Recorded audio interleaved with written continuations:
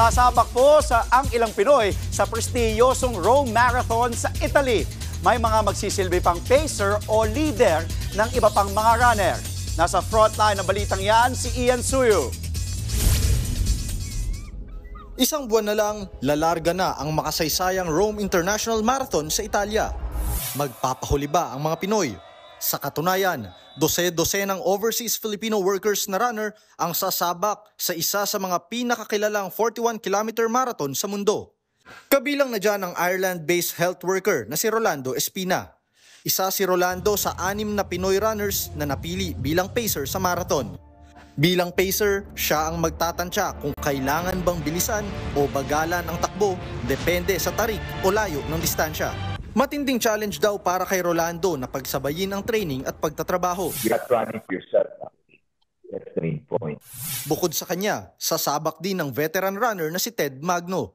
Gaya ni Rolando, isa ring healthcare worker si Ted na nakabase sa Ireland. At kahit mahirap, inspirasyon daw para sa kanya ang mga kababayan na sasali rin sa marathon. Mahirap talaga ang training. Well, ini-enjoy na lang. At saka kasi kailangan mo isipin na no excuse talaga. Ang hotel worker naman na si Jacob, sa Rome mismo nakadestino, kaya ginagamay niya na ang magiging ruta. Yung weather dito medyo minsan unpredictable kasi malamig, uulan, bilang iinit. So laging ganun. Pero awa ng Diyos, at least nakakapag-adjust kami dito. Inaasahang aabot sa mahigit 5,000 runners ang sasali sa prestiyosong marathon. Bukod sa pag-abot sa finish line, mas inaabangan daw nila ang pagkakabuklod-buklod ng mga Pinoy kahit malayo sa kanilang sariling bansa. Pag na-cross mo na yung finish line, nandun na yung mixed emotions naman. Kasi nandyan yung makikita mo yung mga kaibigan mo, and then recovery na.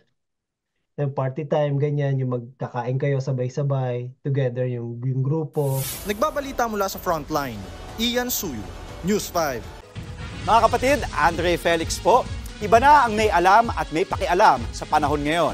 Para sa tuloy-tuloy na balitaan sa Frontline kahit weekend, mag-follow at subscribe sa social media pages ng News 5.